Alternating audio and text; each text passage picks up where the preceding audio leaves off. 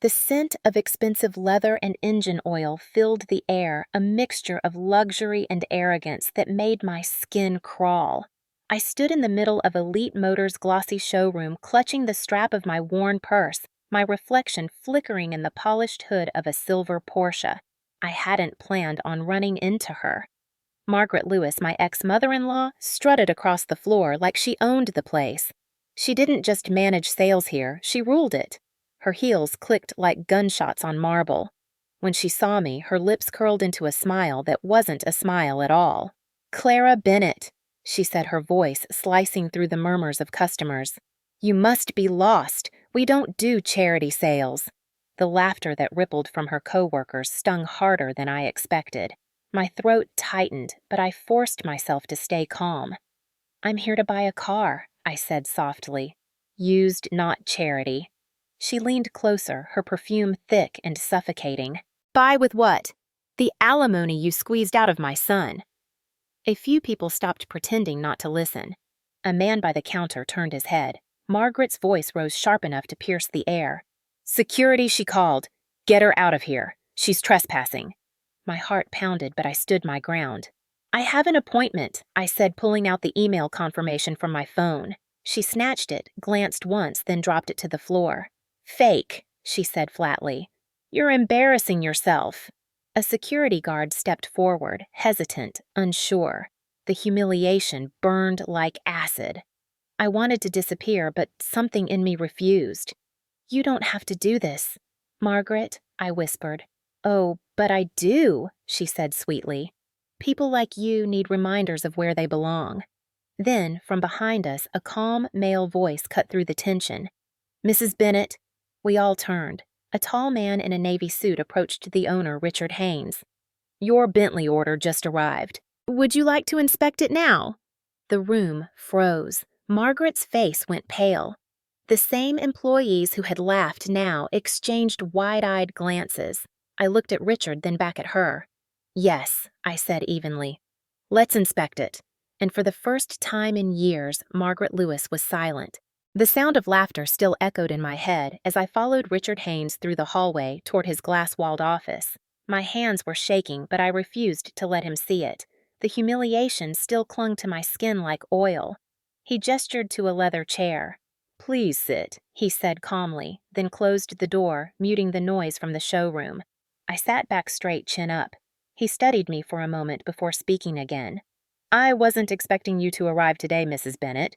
The Bentley shipment came early. His tone was professional, courteous, but I saw something else in his eyes, respect. Not pity respect. I didn't want to make a scene, I said quietly. "That was unfortunate." His mouth tightened slightly. "Margaret has been with us a long time, but longevity doesn't excuse behavior like that." I wanted to respond, but emotion caught in my throat. For 3 years, Margaret had poisoned every room I walked into, turning family dinners into interrogations, phone calls into accusations. Today, she had simply moved her cruelty into public view. "Mr. Haynes," I began, voice steadier now. "I don't want anyone fired on my account." He raised an eyebrow. "That's not your concern. It's mine." He turned to his desk, pressed a button on the intercom. "Tina, send security to escort Mrs. Lewis out. Termination effective immediately." His voice carried no anger, only quiet authority. It was over that fast. I sat there stunned. "You don't have to—" "I do," he interrupted. "This company's reputation depends on professionalism, and she crossed a line." Through the glass, I saw 2 guards approach the showroom. Margaret's face when they spoke to her was something I'll never forget. The mask of superiority cracked, replaced by disbelief, then panic. She looked up toward the office, eyes locking on me like knives, but I didn't look away. For once, she was the one who couldn't control the narrative.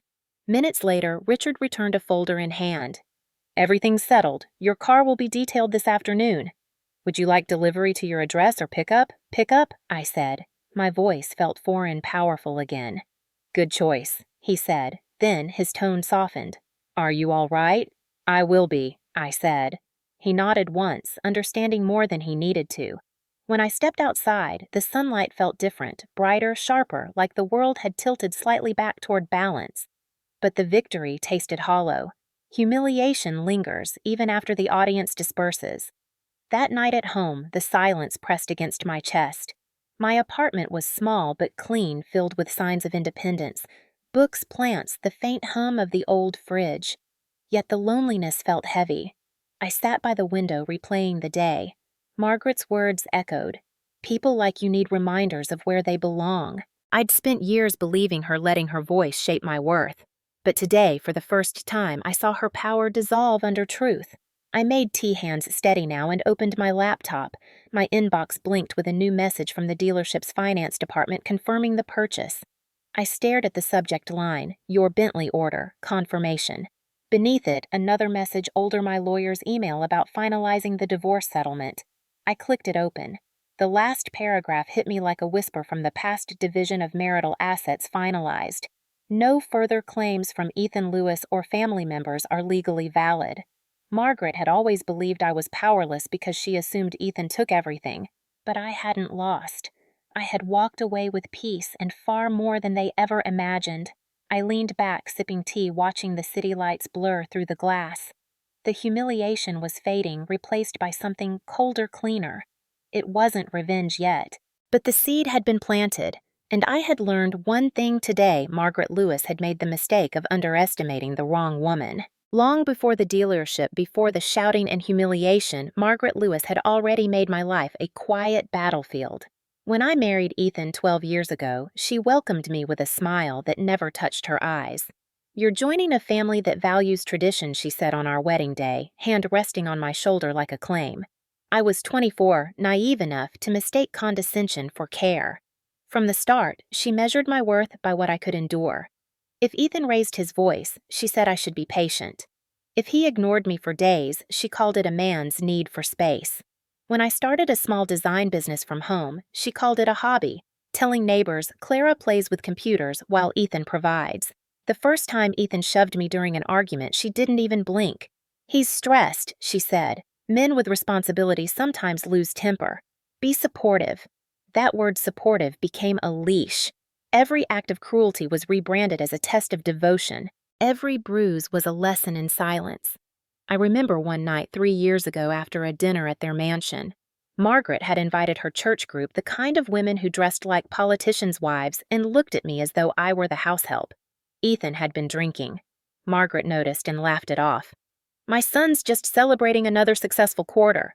But later when we got home, he slammed the door hard enough to shake the frame. "You embarrassed me," he said. "You talked too much about your stupid projects." His hand came fast a blur across my cheek. I remember the cold shock, the ringing in my ear. When I told Margaret the next morning, her expression didn't change. "You must have provoked him," she said simply, sipping coffee from her bone china cup. "Ethan loves you, Clara. You just need to stop making him angry." I stopped talking about it. That was how she wanted it: control, disguised as advice, cruelty, disguised as care. By the time I filed for divorce last year, I was a ghost inside my own skin. Ethan had drained our savings, Margaret had convinced him I was after their money, and I walked away with almost nothing except my name and my quiet. That quiet, however, became my weapon. I learned to listen to the tone of voices, the weight of silence, the rhythm of lies. I moved into a modest apartment, rebuilt my business slowly, one client at a time. No one knew that behind my calm exterior, I kept meticulous records, emails, bank statements, messages Margaret had sent over the years, undermining me in writing. I told myself I'd never use them. I told myself forgiveness was strength. But forgiveness doesn't erase fingerprints on your past. Sitting in that dealership today, hearing her mock me again, I realized something: she hadn't changed because she'd never been punished. Margaret's entire world was built on immunity, her wealth, her connections, her reputation as a pillar of the community. She believed she could humiliate me in public and walk away untouched. But now I wasn't the same woman who stood in her shadow. I was patient, methodical, observant. The same traits she once mocked as cold and calculating were about to become her undoing. I closed my eyes that night and saw the reflection of her face when the guards escorted her out. It wasn't just fear, it was confusion, the beginning of realization that she no longer controlled the story. I whispered to myself, "You taught me everything I needed to destroy you." The irony made me smile. because Margaret Lewis had built me for survival and I was done surviving. I was ready to reclaim everything she'd stolen dignity voice power. Tomorrow the game would begin, and for the first time in my life I'd be the one setting the rules. Morning sunlight crept through the blinds, painting the kitchen in faint gold. I stirred my coffee, watching steam curl upward like a slow exhale. The day after the dealership humiliation should have broken me, but instead, something inside me felt strangely focused, razor sharp. I had been silent long enough. Margaret's downfall had started, but it was only the surface. Real justice required precision, not rage. Revenge was an art, and I had spent 12 years studying my subject. On my kitchen table, I spread out folders I hadn't opened in months, divorce records, bank statements, digital screenshots, notes I'd written during the marriage to remind myself what was real when gaslighting blurred the truth. The timeline of abuse unfolded like a case file. I organized them into labeled piles: financial fraud, emotional coercion, physical aggression, public humiliation. Every piece told the same story: control masquerading as love. Margaret had always said, "Family is everything." I finally understood what she meant. It was her empire, not her bond. She used her family as soldiers in her campaign for power, and Ethan was her most loyal recruit. My plan began as an outline scribbled on a yellow pad. 1. Investigate her finances. 2. Expose her manipulation publicly. 3. Protect myself legally. I wasn't naive. Margaret wasn't just cruel, she was careful. She hid behind charities, church events, and glowing newspaper articles about her community work. But people like her always left fingerprints when they felt invincible. That afternoon, I called an old friend from my design business, Renee Porter. She had left corporate marketing to become an independent investigator, a profession that started after her own divorce from a corrupt CEO. "Clara Bennett," she said over the phone, her voice equal parts warmth and curiosity. "It's been a while. What's this about information?" I said, "on someone who's overdue for truth." There was a pause, then a low chuckle. "You've got that tone, Clara. The one that says someone's about to regret underestimating you." "Who's the target, Margaret Lewis?" Renee whistled softly. "The real estate matriarch, the one with half the county in her pocket." "That's the one." "All right, I'll need documentation, accounts, her connections list, and 2 weeks. You'll have it in 2 days, I said. When I hung up, my pulse thrummed not from fear, but purpose. I spent the next 48 hours gathering everything. I accessed old joint tax returns Ethan had filed where Margaret's name appeared as a consultant despite no listed income. I found receipts for large donations to a charity she chaired, funds that circled back through shell companies in her name. I didn't need to invent lies. Truth was potent enough. Late one evening, I stood by my window, city lights glittering in the distance. I thought of all the times Margaret had stood over me after every argument, every bruise, every humiliation, telling me I should be grateful, obedient, silent. She had said, "You'll never be more than Ethan's wife." She was wrong. Now she would face the one thing she'd spent her life avoiding: exposure. I texted Renee the first set of files. "Start with these. Trace her charity accounts. Look for laundering patterns." Renee's reply came fast. "On it." And Clara, "You're scarier than you used to be." I smiled. "Good," I whispered to myself. "It's about time." Before bed, I wrote a note in my planner. "Justice begins when fear ends." I slept deeply for the first time in years. In the quiet darkness, I dreamed of Margaret's perfectly composed face cracking in public, the mask slipping, the truth bleeding through. Not from violence, not from shouting, but from evidence cold and undeniable. The kind that leaves no defense. 10 days later, my phone buzzed at 6:14 a.m. A text from Renee. "You might want to sit down before you read this." Attached was a PDF labeled "Lewis Foundation, Internal Transactions." My hands trembled slightly as I scrolled through the pages. The numbers didn't lie.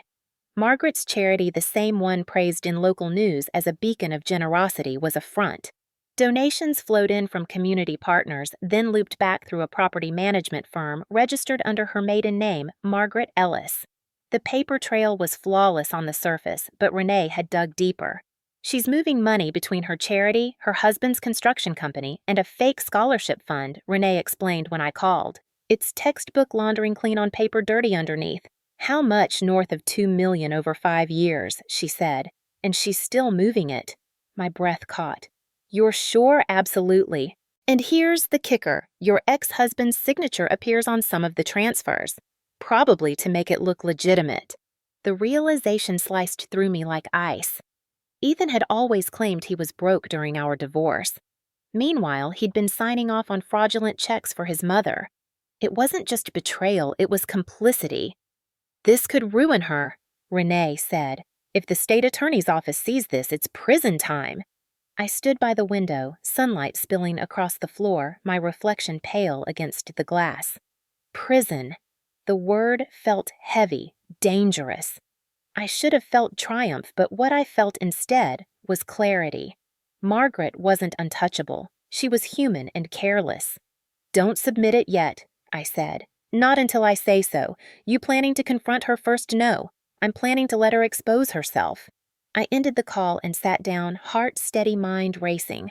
Margaret's weapon had always been reputation. She wielded it like armor, like proof that cruelty could masquerade as virtue. If I destroyed her quietly, she'd vanish as a victim. But if she fell publicly by her own words, it would be irreversible. I began drafting an idea in my notebook, the kind that required patience and performance. Step 1, invitation. Margaret hosted an annual charity luncheon for women of grace at the Fairmont Hotel, a grand event with photographers, press, and social climbers competing for relevance. I had attended once years ago, back when I still believed in her version of family. This year's event was 3 weeks away. Perfect. Step 2, exposure through proximity. I'd donate anonymously under a shell company and secure an invitation. Step 3, evidence. I'd feed her just enough rope to hang herself before I revealed the truth. I sent Renee one more text. Pause all reports. We wait until the luncheon. Then we deliver everything at once. Her reply came instantly. You're terrifying. I love it. Over the next few weeks, I worked in silence. I built a website for a fake design consultancy called Bennett Creative Holdings. It looked legitimate, modern, clean, filled with fabricated testimonials. I sent the donation through its business account, ensuring Margaret's staff would flag me as a potential sponsor. Within 5 days, I received a formal embossed invitation addressed to Ms. Clara Bennett, founder and philanthropist. I laughed when I opened it. The irony was exquisite. Margaret didn't even realize she had invited her own executioner. The day of the luncheon arrived bright and cloudless. I dressed deliberately, navy dress, subtle jewelry, confidence, sharp as glass. When I entered the hotel ballroom, conversations paused. And there she was, Margaret Lewis, standing beneath a banner that read, "Empowering Women Through Charity," greeting guests with that same manufactured grace. When her eyes met mine, confusion flickered, then composure. "Clara," she said, voice tight. "What a surprise." "You invited me," I said softly. "I never miss a chance to support empowerment."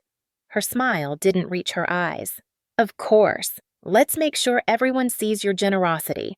And she had no idea she was already on stage in her own downfall. The Fairmont ballroom sparkled with chandeliers and lies. Tables shimmered with silver linens, crystal glasses, and centerpieces taller than the truth they pretended to represent. A string quartet played in the corner, their music delicate and meaningless.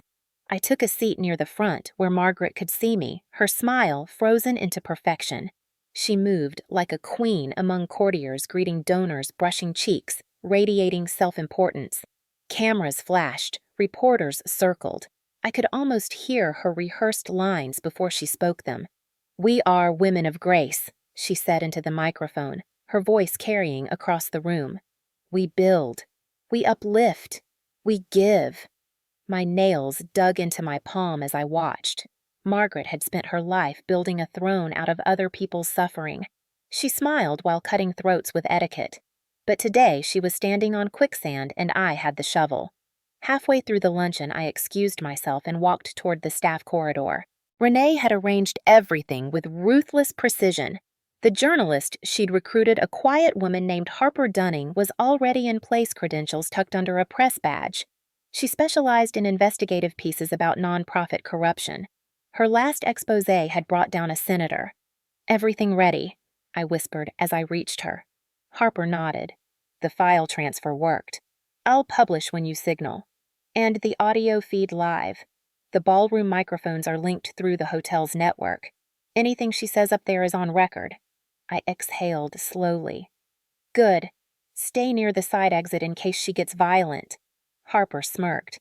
I've covered senators, dear. No one's meaner than rich women protecting their image. When I returned to my seat, dessert was being served chocolate mousse as sweet as hypocrisy. Margaret raised her glass for a toast. To strong women, she said, who persevere through adversity and never forget humility. The irony almost made me laugh. I stood. May I? The room turned. 100 eyes landed on me. Margaret's face stiffened. Of course she said the word like venom. Always lovely to hear from our guests. I took the microphone. Steady hands, clear voice.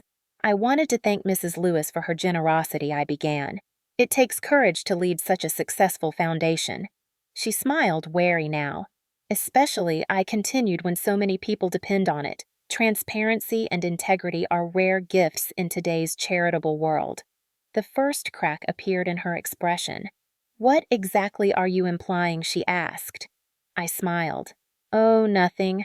Just that truth always finds light, even when buried under donations. A murmur rippled through the room. Cameras clicked faster. Perhaps we should move on, she began, but I held up my phone screen, glowing with the open document Renee had prepared. Your latest annual report, Mrs. Lewis. $2 million in redirected funds.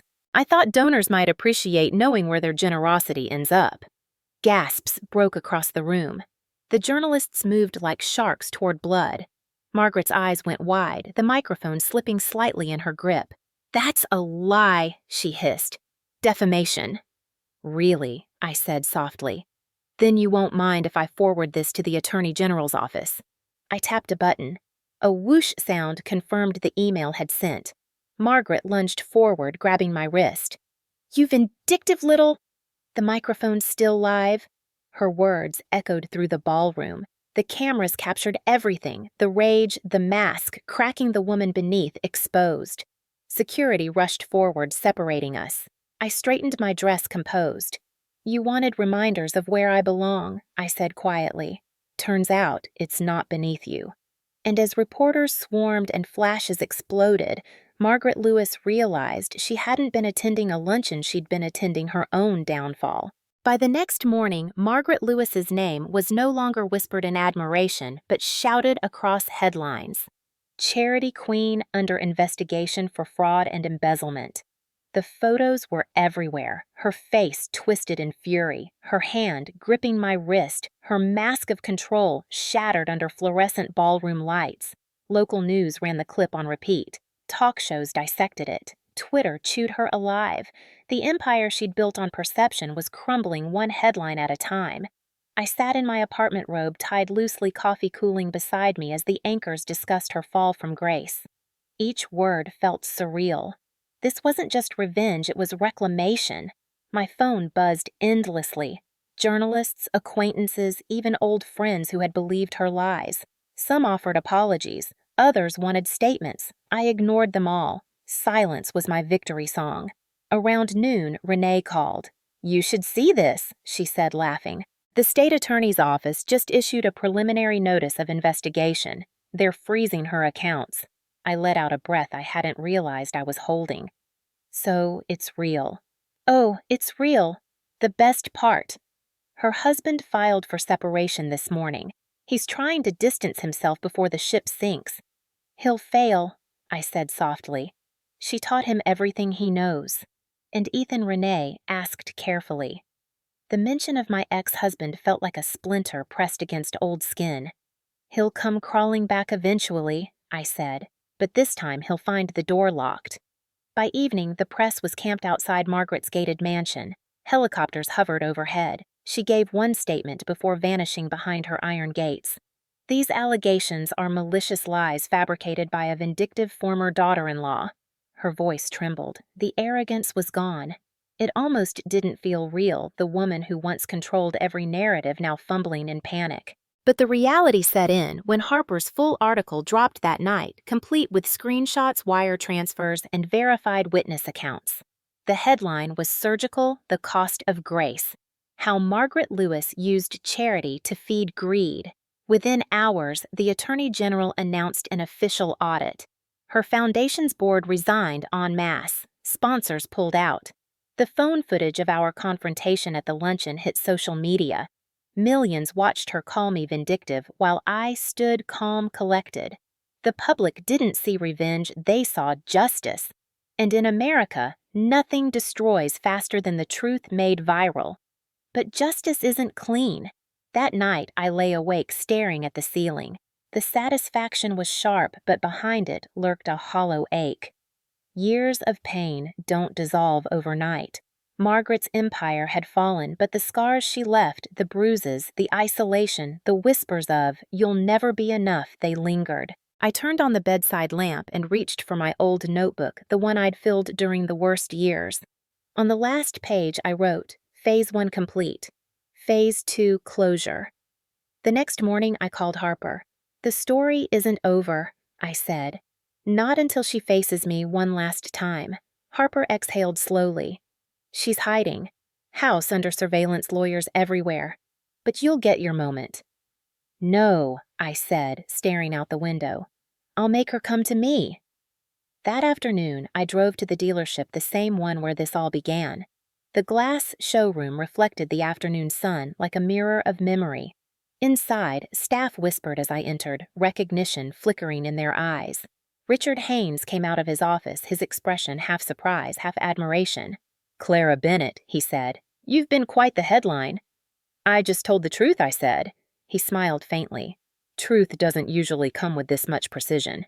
He gestured toward the gleaming black Bentley in the corner. "It's ready for delivery, paid in full." I ran my fingers along its polished hood, reflection sharp and clean. "Good," I said quietly. "Let's make sure she sees it." The air outside Margaret's mansion felt thick, heavy with the scent of wilted jasmine and dying pride. News vans lined the street, their antennas slicing the sky, waiting for a statement that would never come. I parked the Bentley directly in front of her ornate iron gates, the same gates that had once opened for me when I was the obedient daughter-in-law who bowed my head and kept her voice small. The car's engine purred like restrained fury. I stepped out, heels striking the cobblestone driveway, every movement deliberate. The guards at the gate stiffened. One of them recognized me. "Ms. Bennett," he said cautiously. "Mrs. Lewis isn't seeing anyone." "She'll see me," I replied. "Tell her Clara's here." The man hesitated, then picked up the intercom. Moments later, the gate clicked open. Inside the mansion looked like an abandoned museum. Curtains, half-drawn vases empty the echo of footsteps swallowed by too much space. Margaret stood in the foyer wearing a silk robe that had once screamed wealth but now just whispered defeat. Her eyes were hollow, her voice sharp. "You've done enough damage." I met her gaze. "I've done what you taught me to do, win." She laughed, brittle and bitter. "You think you've won? You destroyed my reputation, my marriage, everything I built." "You built it on lies," I said. "You used your son to hide your crimes. You used me to make them look respectable." "You were nothing," she snapped. "A girl from nowhere who thought marrying into money would make her matter. I gave you a name. I gave you status. And you took my peace," I said, stepping closer. "You turned love into leverage. You made your son a monster and called it motherhood." For a moment, something flickered in her eyes. Remorse, maybe, but pride drowned it. "You'll never escape me," she whispered. "Even if I go down, your name will always be tied to mine. The press will tear you apart." I smiled faintly. "That's the difference between us, Margaret. You built everything for people to look at. I built mine for people to believe in." I pulled a small device from my purse, a voice recorder. "The police will want to hear this conversation. It confirms intent coercion and financial manipulation." Her face went white. "You wouldn't." "I already did," I said, softly. "The moment you opened the door, the microphone went live." She lunged forward, grabbing my wrist again, but I didn't flinch this time. "You think this is justice?" she hissed. "It's cruelty." "No," I said. "It's consequence." The front door swung open behind us. 2 officers entered, badges glinting under the chandelier. One spoke calmly. Mrs. Margaret Lewis, you are under arrest for financial fraud, obstruction of justice, and witness intimidation. Her body sagged. The robe slipped from one shoulder, revealing a woman no longer powerful, just old, frightened, and cornered. As the officers cuffed her, she turned to me with venom in her eyes. You'll regret this. I shook my head. I already did. For 12 years. They led her outside, cameras flashing from the street reporters shouting her name like carrion birds. I followed them to the door, the Bentley gleaming behind me. For a heartbeat, I felt the world go silent. She was gone, swallowed by the very spectacle she used to command. The same crowd that once applauded her now documented her fall. I stepped into the car, the leather cool against my back. Through the windshield, I saw her being placed into the police cruiser, her eyes still locked on mine. I didn't wave. I didn't speak. Justice didn't need words. It only needed witnesses. As the car pulled away, I whispered to myself, Phase 2 complete. And for the first time in 12 years, the silence that followed wasn't fear, it was freedom. The headlines didn't fade. They multiplied. Local philanthropist arrested in fraud scandal. Margaret Lewis faces 18 counts of financial crimes. Her mugshot sat beside old charity photos of before and after of moral decay.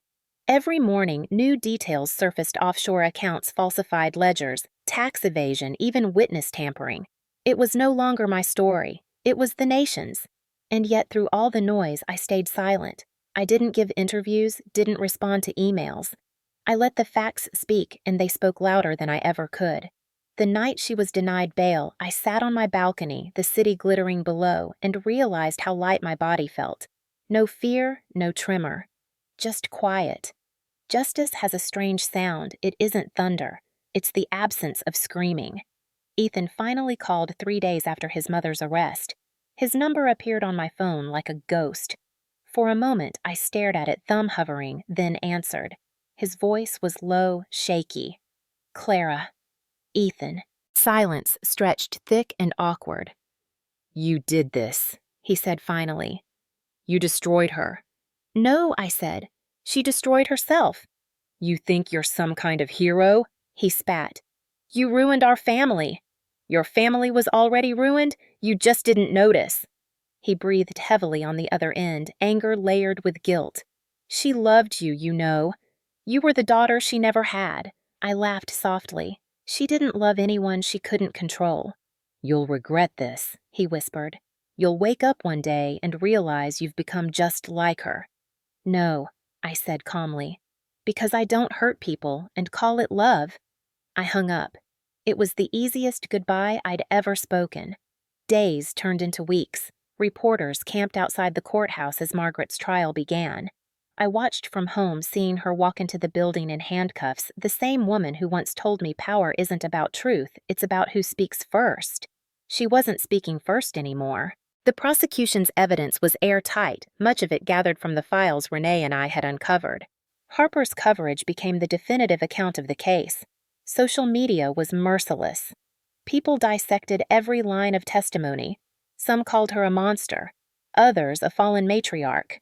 But to me, she was simply exposed. When the verdict came guilty on all counts, I didn't celebrate. I didn't cry. I just exhaled. 5 years in prison. Restitution of $2.3 million, forfeiture of assets. Justice in numbers, not emotions. That evening, Richard Haynes called. It's done, he said. I thought you'd want to know. Thank you, I replied. For everything. You handled it with grace, he said. That's rare. Grace. I repeated the word bitter in my mouth. It's just another word for surviving quietly. Then maybe he said it's time you stop surviving. He was right. I spent too many years shrinking to fit inside Margaret's shadow. It was time to take up space again. I signed over my business to new partners, sold my apartment, and bought a small house near the coast, quiet, bright, surrounded by wild lavender. For months, I rebuilt myself piece by piece. Therapy morning walks, cooking for one without sadness. Freedom isn't loud, it's consistency. One morning, as sunlight spilled through the curtains, I opened a letter addressed in unfamiliar handwriting. The return address read, Florida Correctional Facility. My pulse slowed. Inside, Margaret's handwriting still elegant even behind bars. You think you won, but you'll never escape my legacy. People will always remember me, and they'll always remember you because of me. I read it twice, then folded it neatly, slid it into an envelope, and fed it into the fireplace. The flame consumed her words, curling them into ash. You're right, I whispered as the last ember died. They'll remember me, but not the way you think. The courtroom smelled of old wood and colder judgment. I hadn't planned to attend the sentencing hearing, but something inside me needed closure. I needed to see the woman who had once called me weak stand before a judge who owed her nothing. The room buzzed with low voices, the kind of public curiosity that feeds on downfall. Margaret entered in an orange jumpsuit, wrists bound her once glossy hair, now gray at the roots. She scanned the room, eyes landing on me. For a fraction of a second, she faltered. Then the mask slipped back on a final act of defiance. The judge, a stern man with tired eyes, read through her charges: fraud, embezzlement, falsified documents, witness intimidation. The list went on like an obituary for her reputation. Her lawyer argued for leniency, citing her contributions to society. The judge didn't blink. Mrs. Lewis, he said, you built a legacy on deceit and coercion. The court does not measure morality by donations or public image. We measure it by truth. He paused, papers rustling softly. You are sentenced to 5 years in state prison and ordered to repay $2.3 million in restitution. Gasps fluttered through the courtroom. Margaret's composure fractured eyes widening in disbelief. 5 years, she whispered. You can't. This is not a negotiation, the judge said firmly. The gavel struck. Final. Clean. Her lawyer tried to steady her, but she yanked away. This isn't justice, she spat, turning toward me. You did this to me. The bailiff stepped forward, but I stood before he could. My voice was calm, level. No, Margaret. You did this to yourself. I just stopped protecting you. For a long moment, neither of us moved. Then she was escorted out, shoulders trembling, muttering something I couldn't hear. As the door shut behind her, the weight I'd carried for 12 years lifted not with joy, but with peace. Revenge wasn't supposed to feel serene, but it did. Outside the courthouse, the sun was blinding. Reporters swarmed microphones, thrust forward voices overlapping Ms. Bennett. How does it feel to see justice served? Do you have anything to say to Mrs. Lewis? Were you aware of her crimes during your marriage? I stopped on the courthouse steps, cameras flashing. For once, I didn't hide. Justice isn't revenge, I said clearly. It's restoration. It's what happens when silence finally speaks. That line would appear on every news outlet that night. I didn't plan it. It was just true. Back home, I poured a glass of wine and sat on the porch. The ocean stretched endlessly before me, calm and indifferent. I thought about Ethan somewhere out there, probably blaming me for everything he didn't have the courage to face. I thought about Margaret sitting in a cold cell rehearsing a new version of the story where she was the victim. But mostly, I thought about the woman I used to be, the one who flinched at raised voices, who mistook survival for strength. She was gone. In her place stood someone forged by fire, no longer afraid to walk through it. Later that week, Renee called to celebrate. You realize you've become a headline, right? She said. They're calling you the woman who exposed the Queen. I laughed softly. Let them. Headlines fade. I'm just glad the truth didn't. So what's next for you? She asked. I looked out at the horizon. I build again, I said. But this time, it's mine. When the call ended, I sat quietly, the sky streaked with orange and gold. Margaret once told me there's no such thing as justice for women who stay quiet. She was right about that, just not in the way she thought. Because silence can destroy, but when broken, it becomes the loudest sound in the world. 6 months after the sentencing, the noise had finally died. The reporters moved on to fresher scandals, and Margaret Lewis became just another cautionary tale, a fallen matriarch who mistook manipulation for mastery.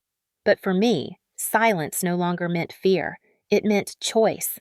I had started my own consulting firm, Bennett Strategies, specializing in financial integrity for small businesses. It was ironic I knew the woman once accused of being a gold digger now teaching others how to protect themselves from financial abuse. But irony, I'd learned, was the universe's way of apologizing. Clients came mostly through word of mouth. Women who had been controlled, cheated, silenced. I didn't just advise them on numbers. I helped them rebuild what money couldn't buy confidence. You're not crazy for wanting independence, I'd tell them. You're not greedy for demanding fairness. Every story mirrored a piece of my own. Every woman who walked into my office carried a shadow that looked like mine. And with each one, I felt a little more human again. One afternoon, while sorting contracts, my phone buzzed. It was Richard Haynes. "Clara," he said, his voice warm. "The board meeting's tomorrow. They're naming you as an independent advisor." I paused, surprised. "Richard, you don't have to." "I don't do favors," he said simply. "You saved this company's reputation.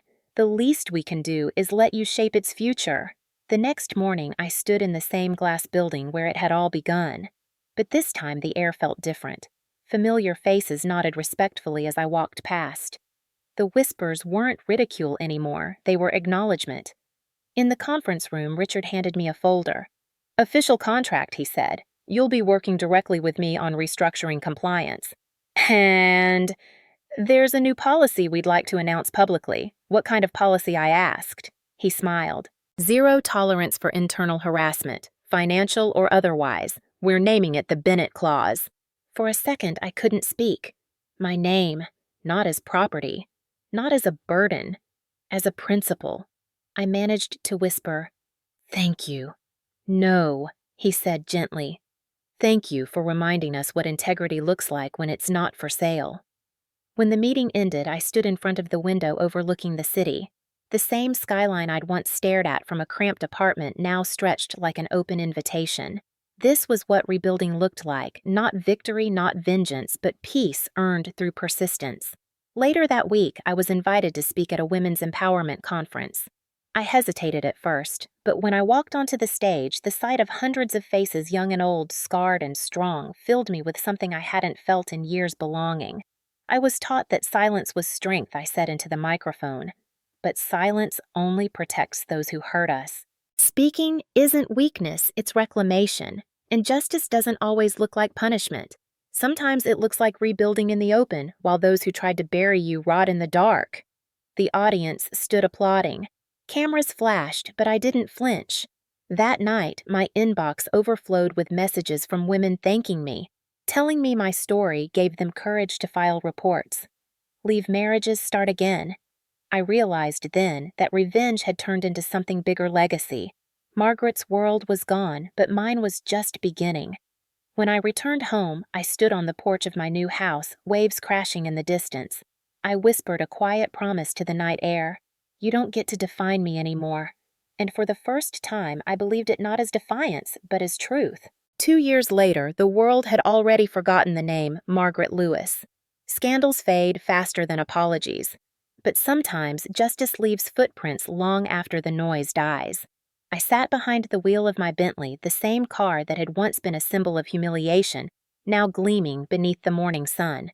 The dealership's sign, Elite Motors, towered ahead.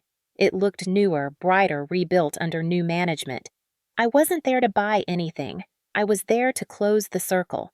As I pulled into the lot, employees turned whispering. Some remembered. Others just recognized me from the news. Richard Haynes stepped out of his office, older but still sharp-eyed. "Clara," he said, smiling. "You made it." "Wouldn't miss it," I replied. "Big day for you." "For us," he corrected. "The rebrand launches today, and the policy you inspired, it's officially company doctrine." I followed him inside. The air was warm, the same scent of leather and polish, but this time it carried something cleaner: honesty. On the wall near the reception desk, a framed plaque read, "The Bennett Clause," because integrity is the only luxury that never depreciates. I traced my fingers across the engraved letters. I didn't feel pride. I felt closure. "You've turned this place into something good," I said quietly. "No," Richard said. "You did." The ceremony was brief but symbolic. Cameras flashed as the ribbon was cut. Reporters asked questions about ethics, leadership, redemption. I answered them all without flinching. I wasn't the woman they remembered from viral videos. I wasn't someone's ex-wife or former victim. I was Clara Bennett, businesswoman, consultant, survivor. When the crowd dispersed, Richard approached me with a small envelope. "You might want this," he said. Inside was a clipping from a recent magazine article, "The Woman Who Redefined Justice: How Clara Bennett Turned Scandal into Systemic Change." Beneath it, a single quote of mine in bold silence: "Doesn't protect you. It protects your abuser." I smiled faintly. I didn't think anyone was still quoting that.